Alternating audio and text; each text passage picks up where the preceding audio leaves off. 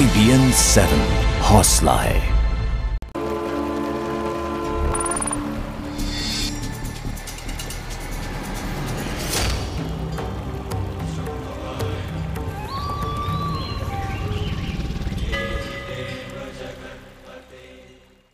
नमस्कार, मैं हूं उत्कर्ष चतुर्वेदी और ढोल नगाड़ों की थाप के बीच आप देख रहे हैं IBN 7 की विशेष पेशकश कल्पवास। कल्पवास में आज हम आपको दिखाएंगे कैसे होता है माघ के इस मेले का श्रृंगार, किन चीजों से सजता है मेला, किन चीजों से बढ़ती है मेले की रौनक और कैसे आती है मेले में चमक और दमक। तो चलिए मेले के श्रृंगार के सफर पर मेरे और मेरे सहयोगियों के साथ आज से कल्पवास में।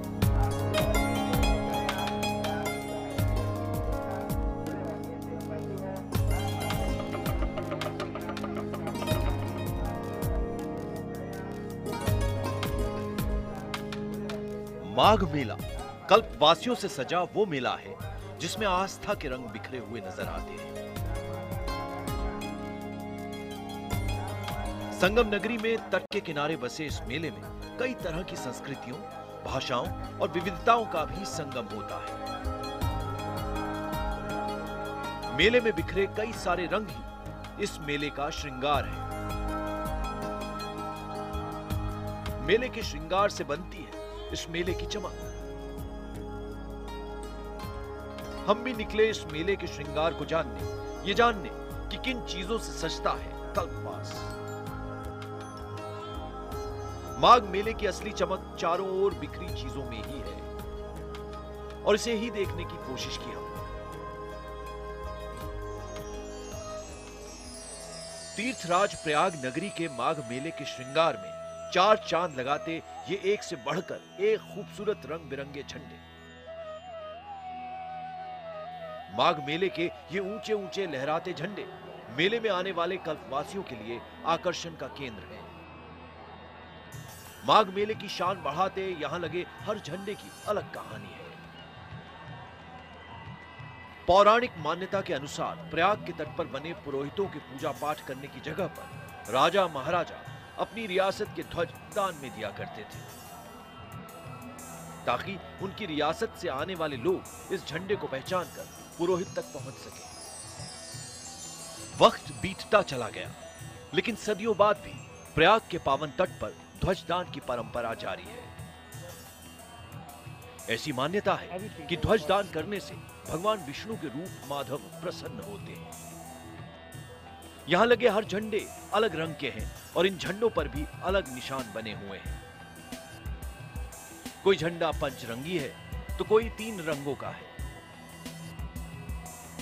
किसी झंडे पर हनुमान की प्रतिमा तो किसी पर ओम का निशान है। पूरा मेला इन्हीं झंडों से सजा हुआ है। तीर्थ बहुत हैं, ये तीर्थों का राजा है और राजा के दरबार में ध्वजा का स्थान सबसे ऊंचा रहता है, इसलिए यहाँ ध्वज बहुत अधिक आपको दिख रहे हैं जो कि मेले की शोभा भी बढ़ा रहे हैं। प्रयाग में ध्वजा का दान किया जाता है, ये अन्य स्थानों पर नहीं होता। प्रयागे नीले स्वामिन भक्त संकट नाशनम ध्वज दान नमो देव प्रसन्नो भव माधव। यहाँ पर ध्वजा का दान करने से माधव जी प्रसन्न होते हैं। इस कारण यहाँ पर देखिए इतने ध्वज दिख रहे हैं और प्राचीन काल से ही यहाँ पर ध्वज दान करने की परंपरा रही है।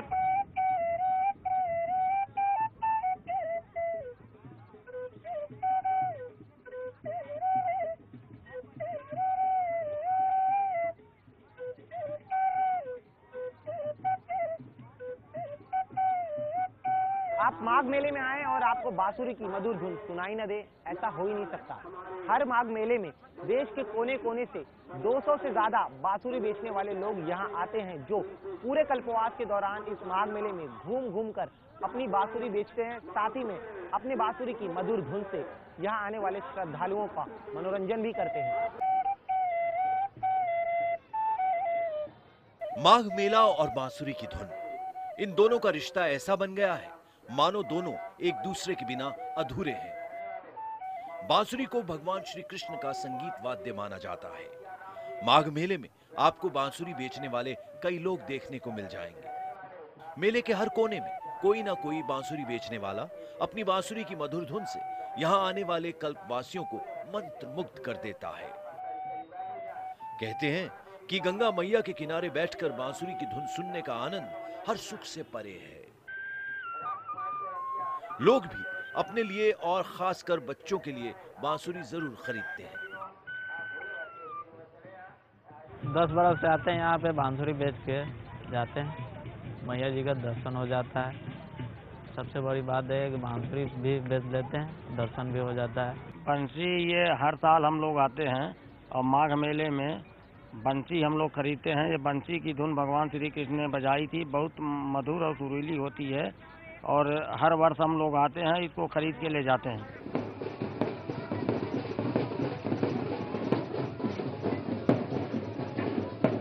लोगों के बीच घूमते हुए मेले का श्रृंगार देखते हुए अचानक हमें सुनाई दी गाजे बाजे की आवाज। मेले का ऐसा भी रूप हो सकता है, यह हमने नहीं सोचा था। गाजे बाजे की धुन पर नाचते लोगों को देखना कोई नई बात नहीं, पर जब यह आस्था की बात हो तो ऐसी धुनों पर लोगों को नाचते देखना कुछ अलग जरूर लग रहा था।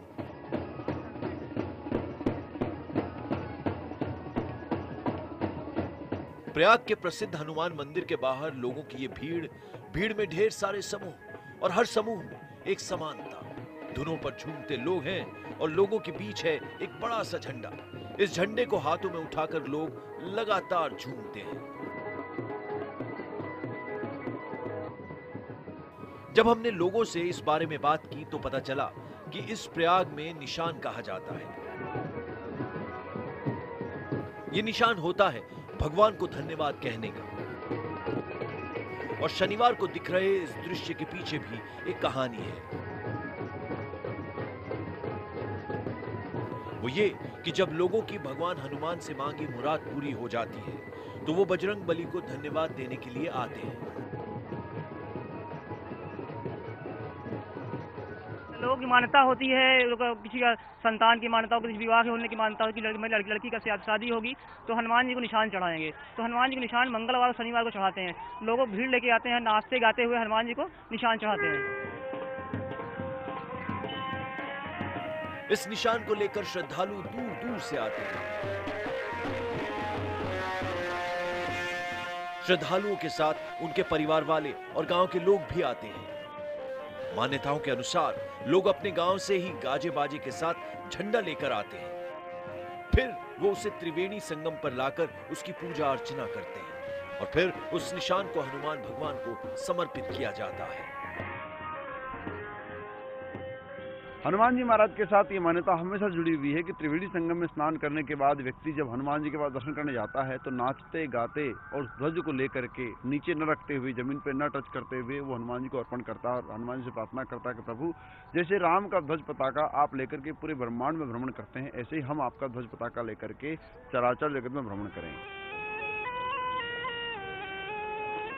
माघ मेले के श्रृंगार की बात करें तो हर साल यहाँ आने वाले सपेरों का जिक्र न हो तो माघ मेले के श्रृंगार की दास्तान पूरी ही नहीं हो सकती। सदियों से माघ मेले में आने वाले सपेरों के श्रृंगार का सबसे बड़ा आभूषण उनके गले में लिपटे सांप होते हैं। सपेरे अलग अलग सांपों को अपने गले में लपेट कर रखते हैं, लेकिन ज्यादातर सपेरे अपने श्रृंगार के लिए सफेद रंग के सांपों को तरजीह देते हैं। माघ मेले में आने वाले श्रद्धालुओं में इन सपेरों के श्रृंगार को निहारने के लिए होड़ मची रहती है। ये भोले की सेना, हम माँ के दरबार में आए हैं। इस दरबार में ये भोले की सेना श्रृंगार है भोले का, तो ये हमने भी लपेट रखा भोलेनाथ का। हाँ, और हम माँ के दरबार में आते टहलते रहते, किसी ने 100 दिया, किसी ने 50 दिया, किसी ने कुछ दिया, भोजन पानी वजह से हमारी जिंदगी भी बंद होती।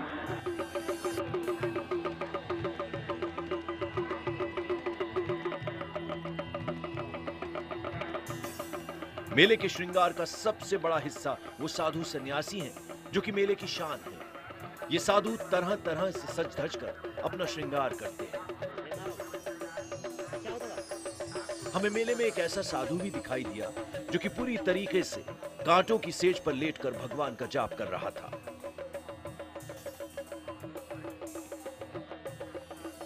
इस तरह से अपने शरीर को कष्ट देना हठ योग कहलाता है।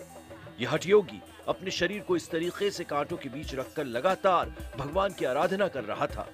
कुछ साधुओं का कहना है कि विपरीत परिस्थितियों में शरीर को इस तरीके से तपाकर ईश्वर को प्राप्त किया जा सकता है। कैसे भगवान को प्राप्त किया जाए, इसके संतों का विभिन्न जो है विभाग है, विभिन्न जो है रास्ते हैं। और ये जो है अनुष्ठान का ये लिया जाता है कि शरीर को कष्ट दिया जाएगा तो वह संसार की तरफ से उसका ध्यान मोड़ करके भगवान की तरफ जाएगा।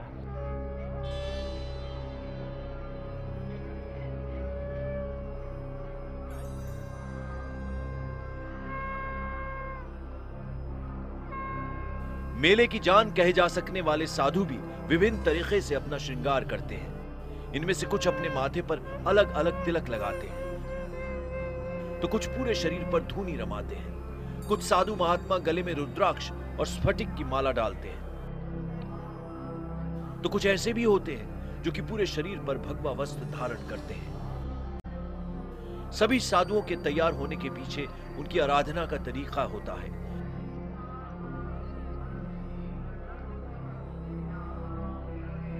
साथ ही वो जिस पद्धति का पालन करते हैं उसके अनुसार ही वो अपना श्रृंगार भी करते हैं। साधु संतों का श्रृंगार सिर्फ अपने ईश को रिझाने की भावना से किया जाता है।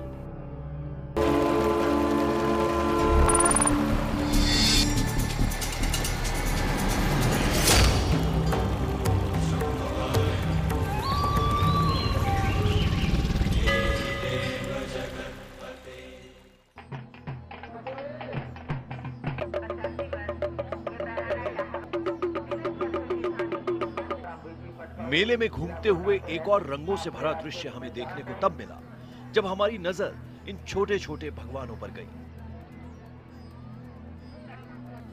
कल्पवास के मेले में भगवान का रूप धारण किए ये छोटे बच्चे लोगों के आकर्षण का केंद्र बन जाते हैं। यहाँ आने वाले श्रद्धालुओं की नजर इन बच्चों से हटती ही नहीं है।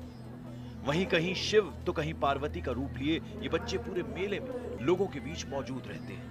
इनकी मौजूदगी से मेले में आस्था के और अधिक रंग बिखरते हैं।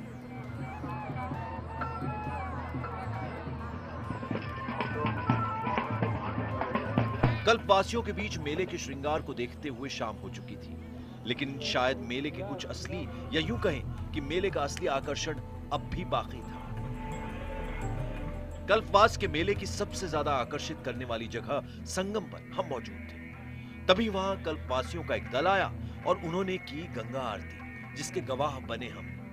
संगम किनारे मां गंगा की इस आरती के दर्शन करना किसी पुण्य से कम नहीं, और हम भी इसी पुण्य के भागी बने।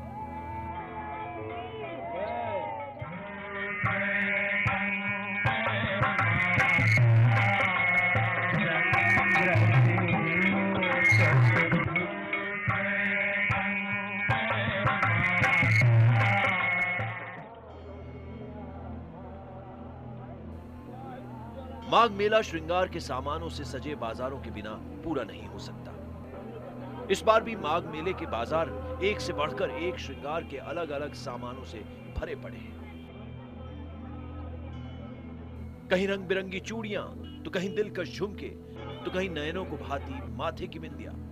माघ मेले में आने वाले कल्पवासियों से श्रृंगार के ये बाजार हमेशा भरे रहते हैं। कुछ कल्पवासियों को चूड़ियां पसंद है, तो कुछ माथे का सिंदूर यहां से खरीद कर ले जाते हैं। गंगा में स्नान करने के बाद चूड़ी बाजार से खरीदारी करने की बहुत पुरानी परंपरा है। ऐसी मान्यता है कि यहां खरीदा हुआ श्रृंगार का सामान मां गंगा का प्रसाद होता है, और इसीलिए यहां से कल्पवासी जो भी सामान खरीदते हैं उसे घर जाने के बाद अपने परिवार और रिश्तेदारों में बांट देते हैं। शाम के वक्त श्रृंगार बाजारों की रौनक तो देखते ही बनती है। चांद की मध्यम रोशनी से ये बाजार मेले की शोभा और भी बढ़ाते हैं। सर हमारे यहाँ जो कल्पवासी आते हैं, हमारे यहाँ सबसे ज़्यादा बिंदी, सिंदूर, नाखूनी, नेल पॉलिश, चूड़ियाँ, ये सब ज़्यादातर ले जाते हैं, ज़्यादा तादाद में ले जाते हैं। क्यों ऐसा, क्या मतलब अलग अलग डिजाइनर से क्यों ऐसा?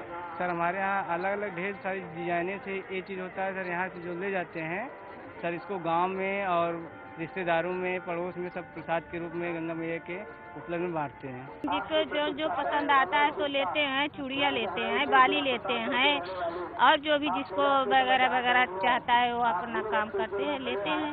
इसको प्रसाद के रूप में भी देते कहते हैं, घर पे ले जाने के बाद जो भी सामान खरीदते हैं। हाँ, घर पे ले जाते हैं, प्रसाद के रूप में देते हैं, थोड़े थोड़े अपन पुड़िया में बांध के सबको देते हैं, घर में सब पब्लिक को बांटते हैं।